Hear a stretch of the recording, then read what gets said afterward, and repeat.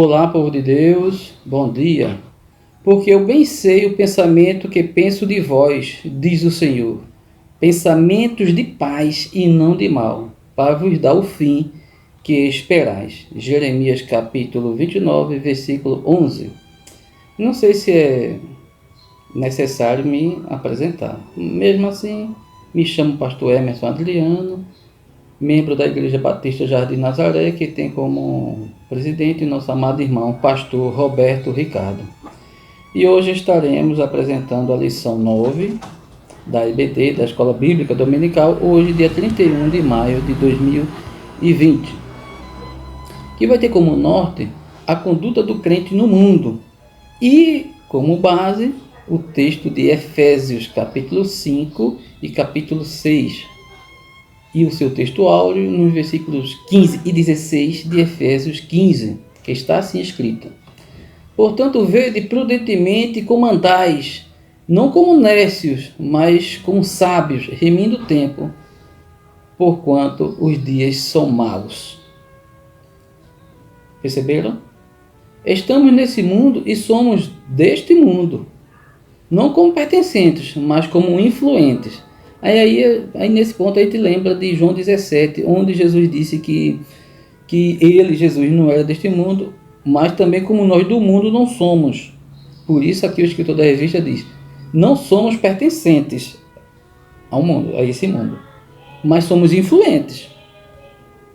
Jesus implantou a igreja dele para influenciar a humanidade a quererem conversa com Deus, no sentido de obedecer a Cristo, se entregarem a Cristo, e assim Jesus conduzir a vida eterna de lado do Pai. Andar na contramão pode parecer algo estranho às normas, mas na vida cristã é exatamente isto. Precisamos viver na contramão do mundo. Isto é possível diante dos conselhos de Paulo. E aqui percebemos um desses conselhos de Paulo. Primeiro, a conduta do crente no mundo tem como inspiração o caráter e a natureza de Deus. Sede, pois, imitadores de Deus como filhos amados. Efésios capítulo 5, versículo 1. Ser imitadores de Deus como filhos amados. Mas em Coríntios 11, 1 Coríntios capítulo 11, versículo 1, Paulo diz que sede meus imitadores como eu sou de Cristo. Então, como assim? É imitar Paulo ou imitar Deus? Em Efésios, imitar Deus. Em Coríntios, Paulo diz imitar ele. Mas porque o sentido é, Paulo imitava quem? Cristo. Então a ideia é o quê? Você imitar Cristo, feito ele faz. Feito ele faz. Não imitar ele, porque Paulo era um ser humano e era falho também. Ser humano, ainda que perdoado e remido, feito nós somos, mas falho, feito qualquer outro ser humano. Por que imitar Jesus? Porque não falhou. Nem falhar e nem falha.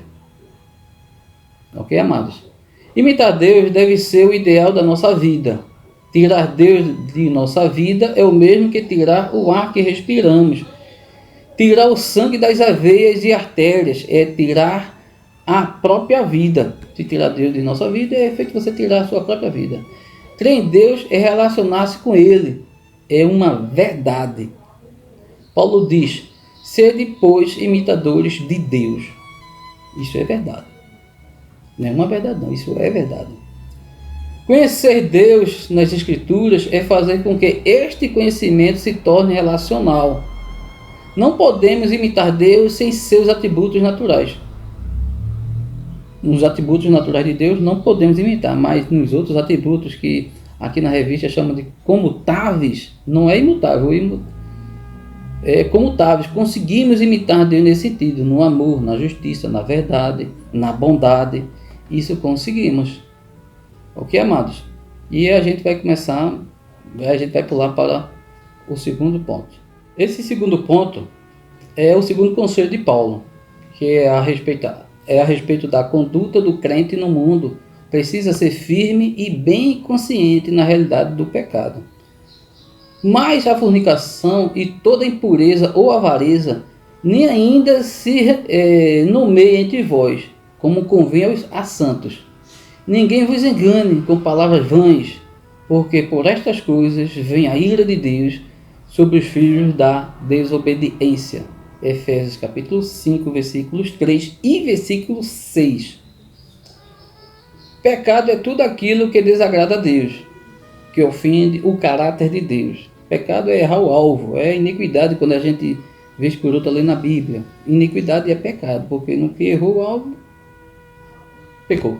Então, iniquidade.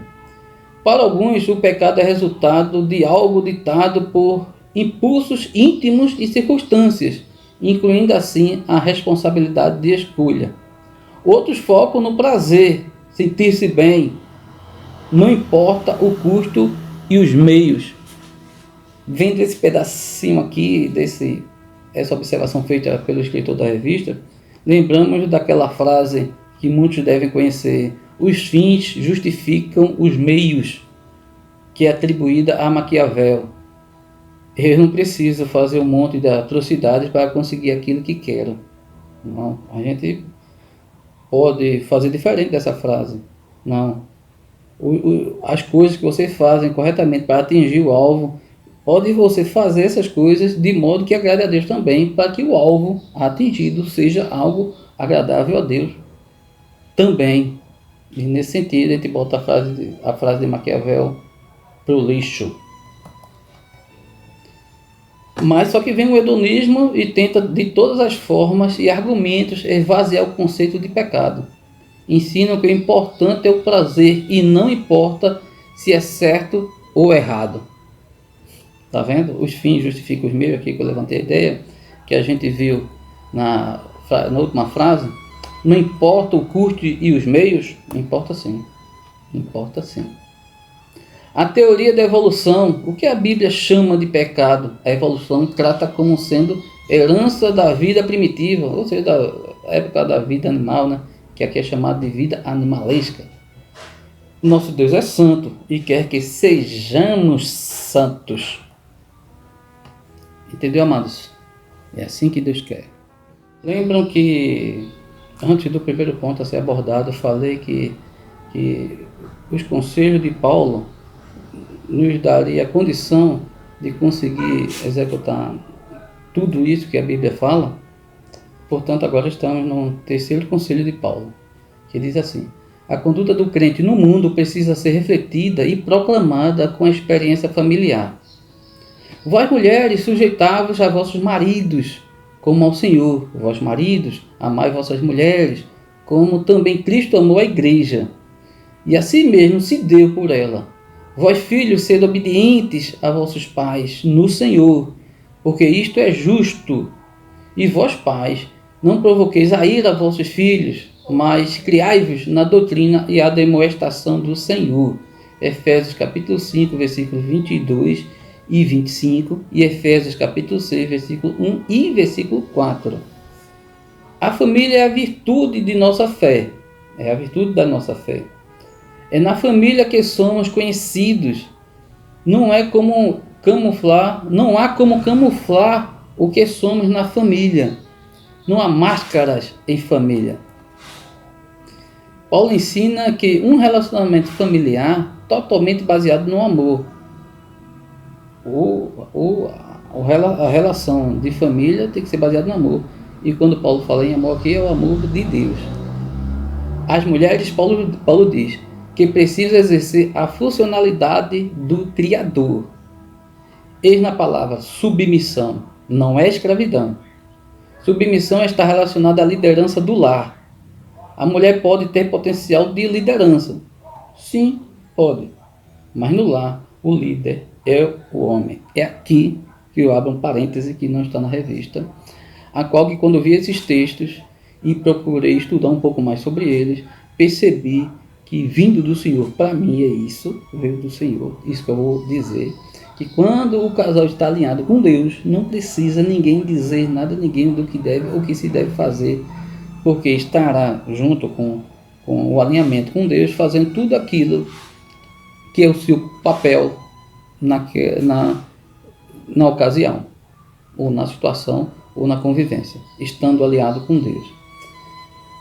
Por que eu cheguei a esse resultado? Porque na criação, o termo que se usa lá é o mesmo termo que se usa no Salmo, onde diz, o salmista pergunta: eleva meus olhos para os montes, de onde me virá o socorro?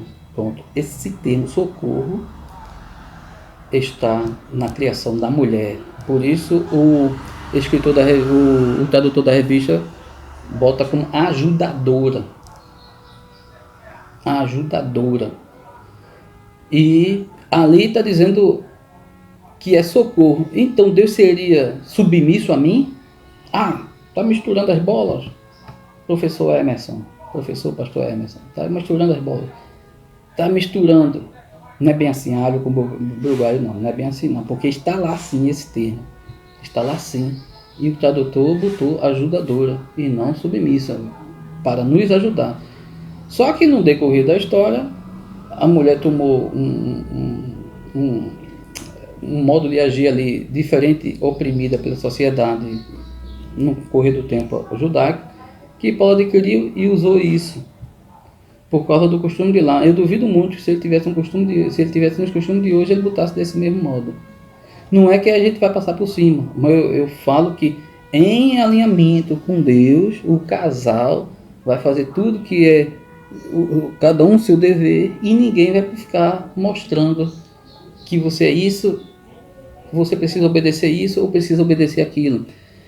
Nesse sentido, o escritor da revista botou, não é escravidão.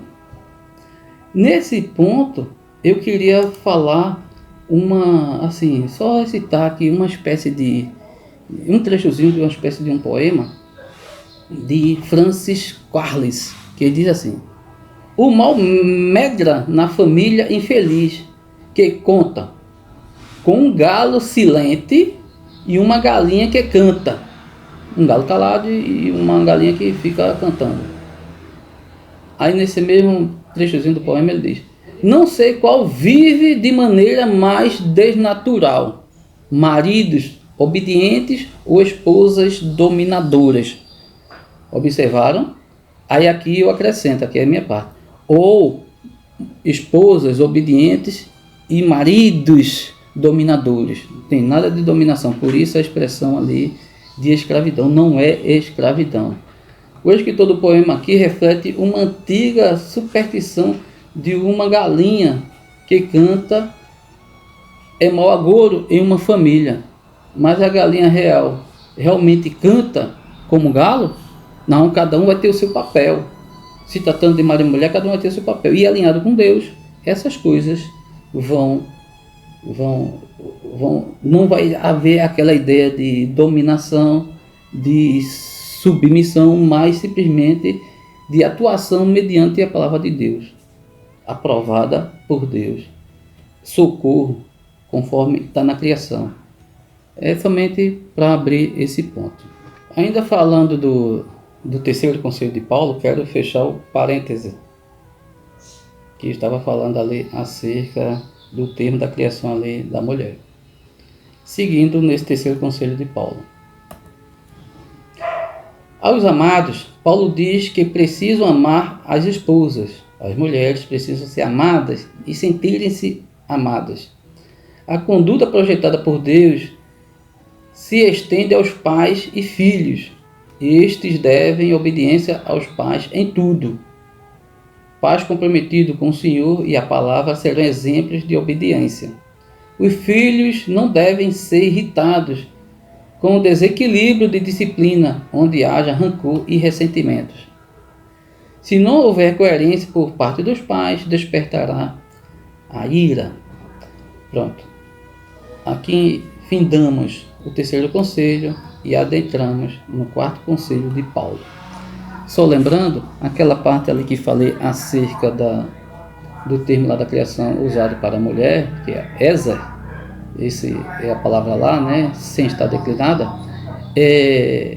alguns não vão concordar devido às correntes que eles seguem, mas como eu não sigo corrente nenhuma, eu sigo a corrente que eu estudo, analiso, e Deus vem e para mim, ele não me censurando, eu sigo. Se ele me censurar, se Deus, não é os estudos dos outros não, se Deus não me censurar, eu não sigo. Por isso expus o meu pensamento ali. Aí nesse quarto conselho de Paulo diz: a conduta do crente no mundo se torna possível e inconfundível com o conhecimento do Espírito Santo. E não vos embriagueis com vinho, em que há contenda, mas enchei-vos do Espírito. Na nossa revista só está escrito, mas enchei-vos do Espírito.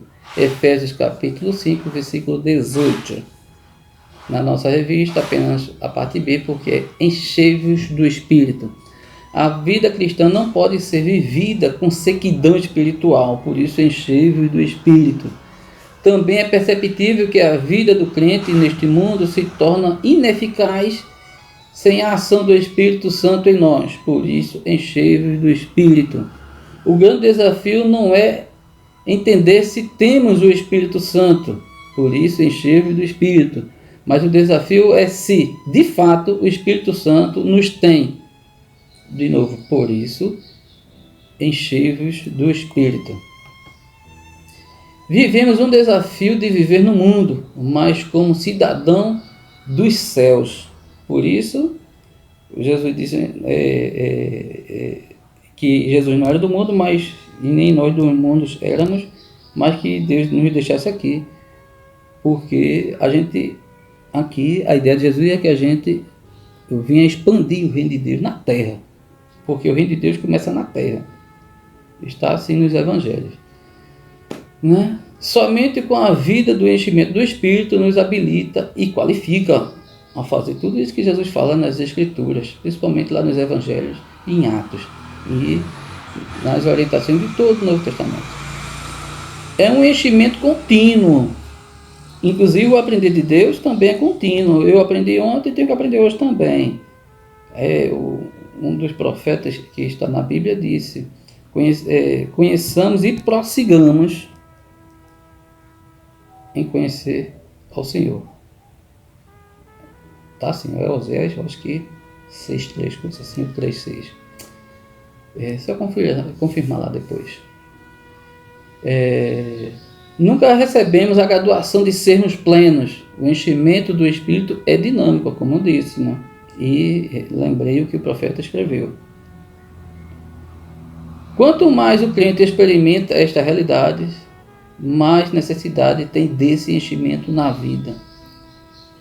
Quem, por exemplo, não podemos dizer só Deus sabe quem será salvo. Não, você sabe. Porque as Escrituras dizem que você sabe. Diz assim, o Espírito, nas Escrituras, na Bíblia, está maiúsculo o Espírito, porque é o Espírito de Deus, testifica com o nosso Espírito, letra minúscula, é o Espírito humano, que somos dele. Então, você precisa saber. Se não sabe, tem alguma coisa errada. Ok, amados? Daqui a pouco a gente vai para o 5º conselho de Paulo. Como disse, né, que o Espírito testifica que, com o nosso Espírito que somos dele, para a gente fechar o 4º conselho de Paulo, é Romanos capítulo 8, versículo 16. E também você pode seguir no versículo 17. Mas no 16 está assim: o mesmo Espírito testifica com o nosso Espírito que somos filhos de Deus. Então, para a gente perceber que o Espírito de Deus já nos disse que somos filhos dele, precisamos desse detalhe. É coisa bem mais aprofundada, mas simplesmente isso. Eu preciso saber. Deus sabe, certamente ele sabe de tudo. Mas para o filho dele ele já disse. No caso você. Nós que seguimos Cristo. Amém? No 5º conselho de Paulo, aqui, para que a gente venha conseguir ser um crente com a conduta boa no mundo, a conduta do crente no mundo é vitoriosa porque temos a armadura de Deus. Revestível de toda a armadura de Deus, para que possais estar firmes contra as astutas ciladas do diabo. Efésios capítulo 6, versículo 11. Não é a nossa armadura, é a armadura de Deus.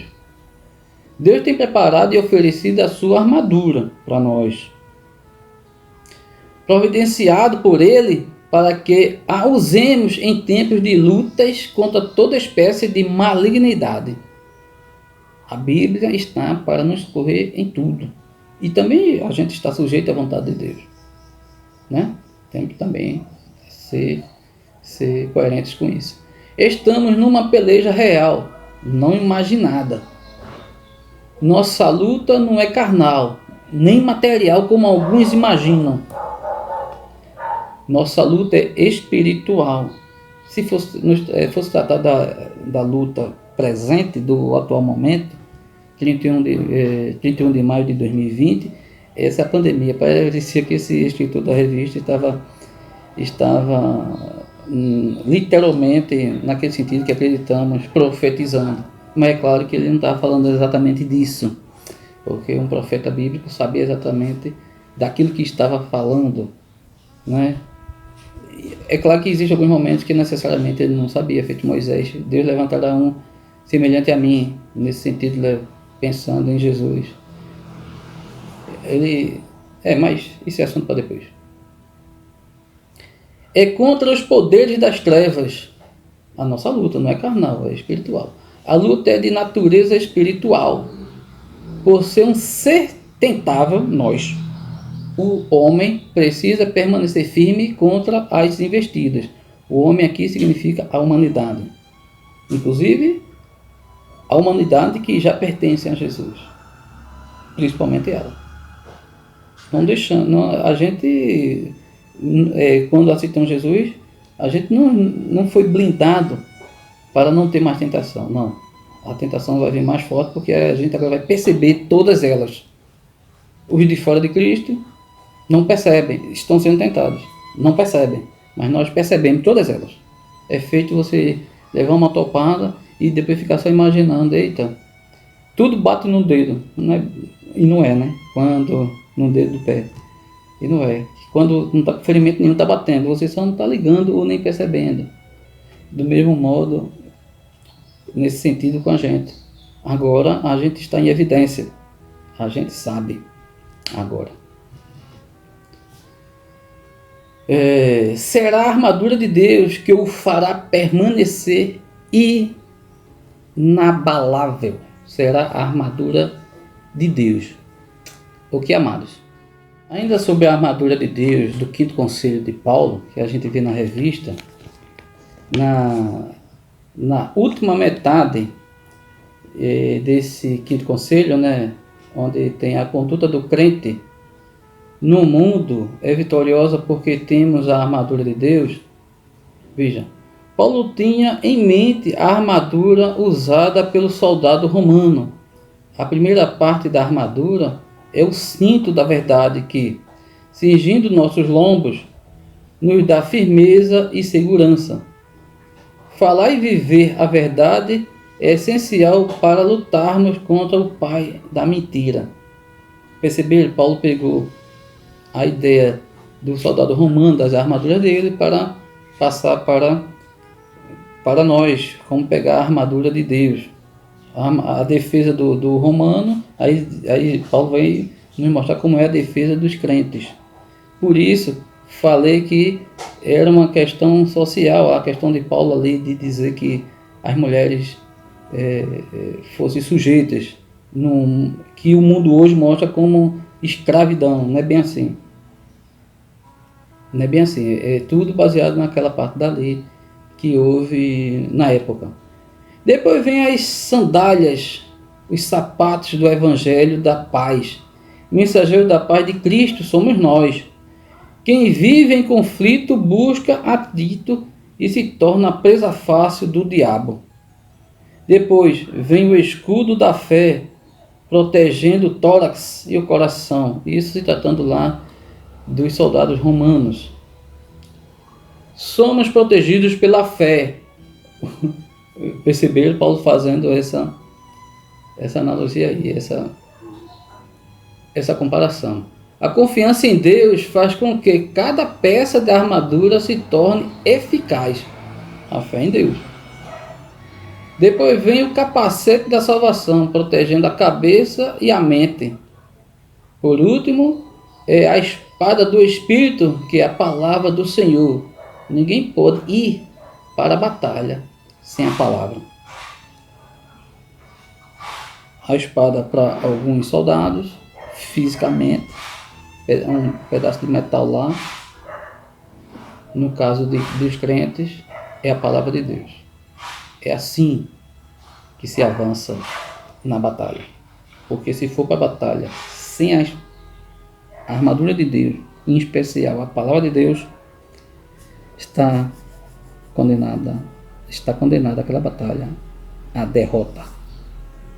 Agora a gente vai para a conclusão de hoje. Agora, nas considerações finais, que é a conclusão, vemos a conduta é algo sério num mundo com tantas vertentes e numa sociedade tão pluralista que tem esvaziado os conceitos de ética e vida com Deus. No mundo do relativismo ético e modernismo de ideias, vivemos um grande desafio de mostrar a fé pela nossa maneira de viver. No caso do relativismo tem aquela ideia, mas aqui é relativismo ético, mas o relativismo tem aquela ideia de minha verdade e tua verdade, mas para nós e para Deus é a verdade única, a verdade definida, só existe uma, a verdade de Deus. Disse Moisés em Deuteronômio 32, versículo 4. Ele é a rocha, cuja obra é perfeita, todos os seus caminhos juízos são. Ele é a verdade. Não há nele injustiça, justo e reto é. Pega essa parte. Ele é a verdade. Como viver uma conduta do reino de Deus neste mundo tenebroso, ruim e mau?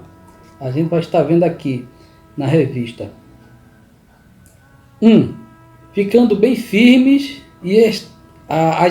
fincando bem firmes as estacas dos nossos princípios que não podem ser removidos. 2. Colocando como ideal de projeto de vida ser imitador de Deus. Repetindo 2. Colocando como ideal de projeto de vida ser imitador de Deus. Feito Paulo era de Cristo. E a gente, alguns lendo Coríntios 11, versículo 1, pode até se confundir, mas não. Paulo está dizendo que ele imita Cristo, então você faz feito ele, imite Cristo. Mas não é para imitar Paulo, não. Paulo era tão falho feito eu e você. É claro que devemos considerar que ele era bem mais obediente também, mas falhava, feito qualquer ser humano. 3. Valorizando e proclamando a família como instituição divina. E por isso, precisa viver e existir segundo os preceitos da palavra. 4. Reconhecer que estamos numa batalha e que esta é a natureza espiritual. Portanto, precisamos das armas espirituais.